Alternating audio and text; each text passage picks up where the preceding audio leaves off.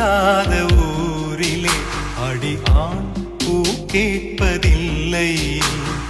பெண் இல்லாத ஊரிலே கொடிதான் பூ பூப்பதில்லை. உன் புடவை முந்தானை சாய்ந்ததில் இந்த பூமி பூ பூத்தது. இது கம்பன் பாடாத சிந்தனை, உந்தன் காதோடு யார் சொன்னது? புது வெள்ளை மழை எங்கு பொழிகின்றது, இந்த கொள்ளை நிலா உடல் நனைகின்றது. இங்கு சொல்லாத இடம் கூட குளிர்கின்றது.